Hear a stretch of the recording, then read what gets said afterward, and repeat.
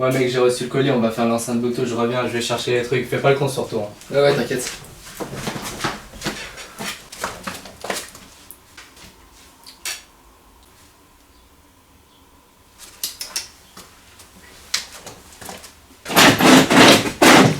Alors, bonjour à tous, aujourd'hui on va fabriquer une enceinte Bluetooth. Eh bien Jamy, c'est très simple, ça, c'est ma bite. Ouais mec, c'est bon, j'ai tout le matos.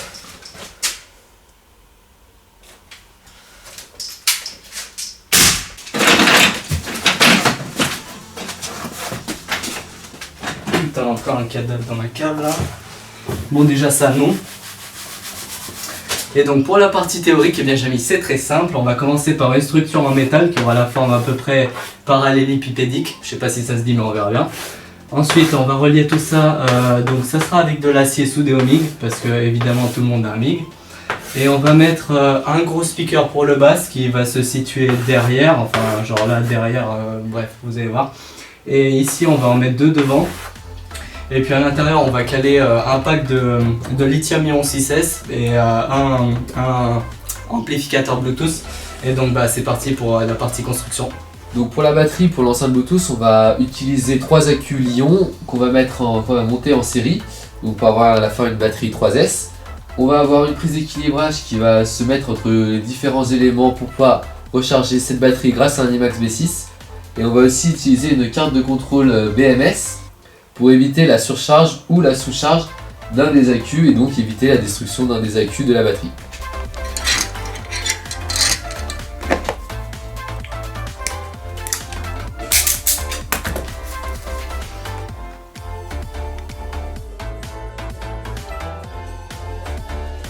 Donc là ce qui se passe c'est qu'il soude la prise qui va venir brancher dans la petite carte Bluetooth, Bluetooth que vous avez là. Donc il faut une prise pour la brancher directement sur la batterie. Donc voilà, j'ai fini la batterie, donc j'ai installé la carte de commande BMS avec la prise. Donc ça c'est la prise qu'on va utiliser nous en sortie. Et donc ici j'ai mes 4 fils d'équilibrage donc pour pouvoir recharger la batterie avec un chargeur comme celui-ci. Et donc voilà, pour équilibrer les accus, vu que c'est du lithium, pour éviter qu'il y ait des problèmes. Pas oublier de checker les polarités avant et que le jus passe bien, parce que si jamais vous mettez les mauvaises polarités dans la carte qui est ici, le truc c'est qu'elle va cramer et donc vous allez devoir en acheter une et ça sera pas tellement cool. Et donc là le petit test, petit branchement, on va voir ce que ça donne. Et bim, ça marche. Et puis pendant ce temps, moi je m'occupe du cadre, j'utilise de l'acier laminé et je fais des entailles dessus là où je vais devoir le plier. Comme ça les plis vont pouvoir être propres et pas du tout arrondis. Ça va, on fait pas trop d'origami avec de la tôle. Là je me sens charmal parce que je suis dans la merde pour la semaine prochaine. Oui. Oh merde. Oh, ma propreté. Eh merde. Qu'est-ce qu'il y a? J'arrive plus à suivre mes fils.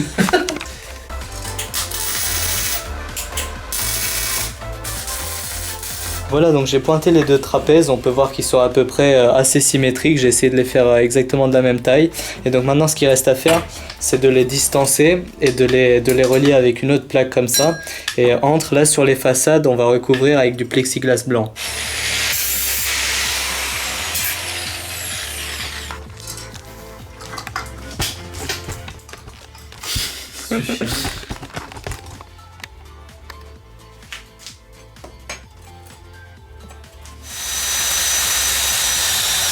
Tiens, on est bien d'accord. Moins, mec. Moins, plus, c'est écrit dessus. Non.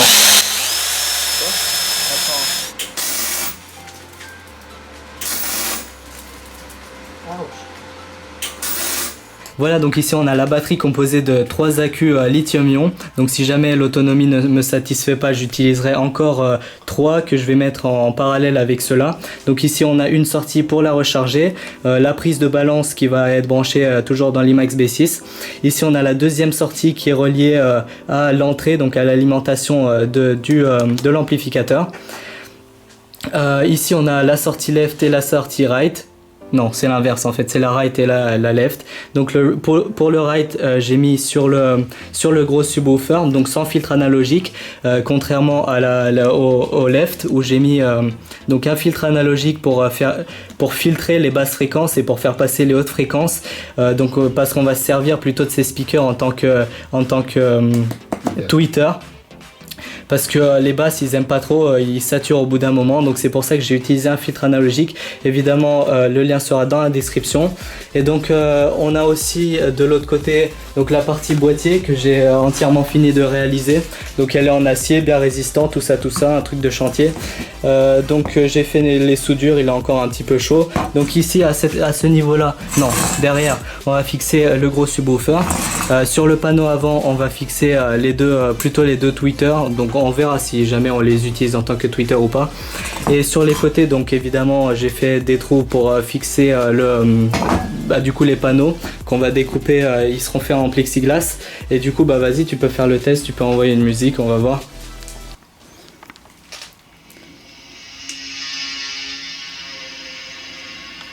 Drop. Bref, le son sort, tout fonctionne, mais comme vous pouvez le voir, ce speaker là est mort.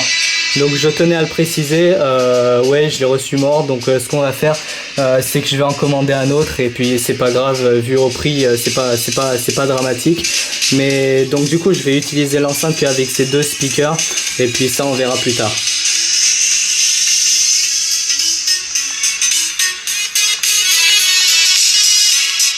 Bon, quand on n'a pas d'équerre on fait avec les moyens du bord. Vas-y, cut-moi ça. C'est quand même magique parce que c'est quand même la même chose. T'aurais dû préciser que c'était avec ça, t'avais fait la moto aussi.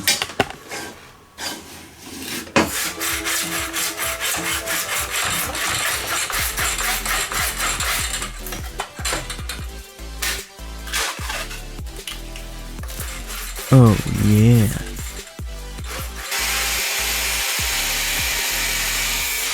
Ok, ça c'était une mauvaise idée. En fait, j'ai juste fait de la barbe à papa. C'est parce que j'avais mis le variateur au max aussi. Tu te rappelles le Blanc-Chose ou pas? Ok. Blanc-Chose qui avait fait ce gros coup avec la personne. Oui, il a mis Dans le mauvais sens. Oh monsieur, ça perce pas. Oh, il avait eu 1 heure à faire son trou. Hein. Il avait percé, mais parce que tu sais, à force de chauffer la mèche. Attends, je vais essayer. Je vais la faire sous à envers. Mec, il a percé, mais il a mis 1 heure à percer. Hein. Ouais, je me rappelle. Voilà, donc j'ai fini de percer tous les trous qu'il y aura dans le châssis. Et donc maintenant, ce que je vais faire, je vais prendre un petit tarot. Et donc je vais tarauder chaque trou. Je vais le faire à la perceuse parce qu'à la main, c'est vraiment saoulant. Hop, c'est bon, on le met en mode vissage.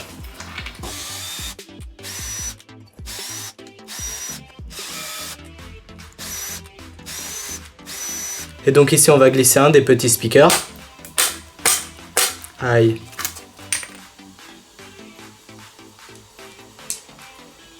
Fuck les rageux, placement de produit.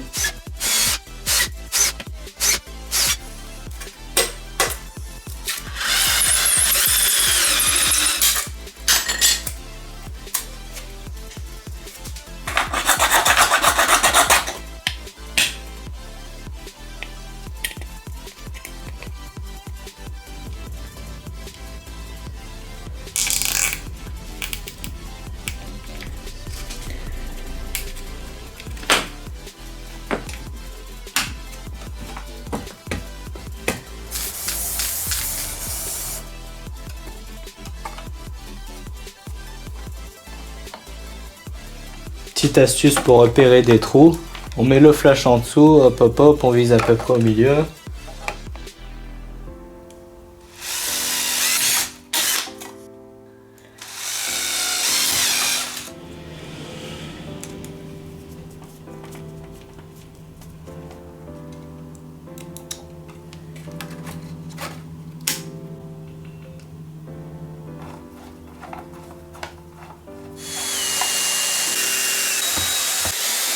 Alors voilà, j'ai tout assemblé et fixé à l'intérieur, voilà ce que ça donne, donc le résultat final. L'avantage ici, c'est que j'ai pas besoin de prolonger la LED et la mettre à l'extérieur parce qu'on la voit à travers du plexiglas blanc. Comme vous pouvez le voir, bon, j'ai mis toutes les vis, j'ai voulu faire un truc vraiment solide, la structure est en acier soudé, c'est vraiment résistant. Mais par contre, il me manque des vis du bon diamètre et j'ai juste la flemme d'aller au magasin pour en chercher. Et donc là, il manque des vis sur le panneau arrière, mais bon, j'en ai deux et ça tient suffisamment. Et donc on peut envoyer la sauce. Du coup, je dois mettre des musiques sans droit d'auteur et c'est un peu de la merde, mais bon. Voilà, là c'est pas à fond, là c'est juste un quart du son et je vais même pas pousser à fond parce que je vais juste cramer mes speakers.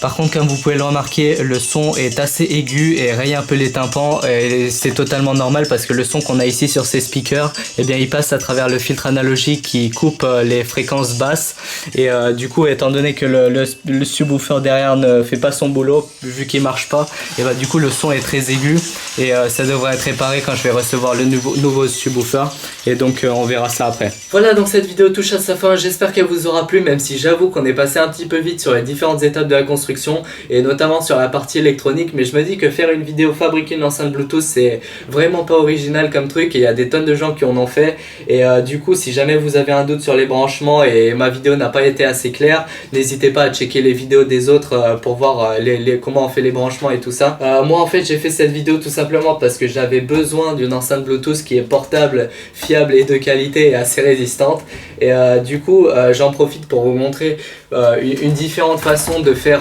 le cadre par exemple parce que les gens d'habitude ils font ça en bois et c'est pas mon délire, c'est pour ça que j'en ai fait une en utilisant du plexi blanc et du métal, de l'acier bien résistant. Vous voyez que cette merde je peux pas la plier, c'est ultra résistant. Et du coup si vous voulez vous en inspirer, ne vous gênez pas, ma vidéo est faite pour ça. Et je tenais aussi à remercier mon pote qui est venu m'aider pour la construction de ce truc parce que franchement on était hyper productif, on a poncé le truc en quelques heures alors que d'habitude pour faire un truc comme ça j'aurais mis peut-être 3 jours entiers. Et je le remercie aussi de m'avoir laissé tirer avec son gros péteux.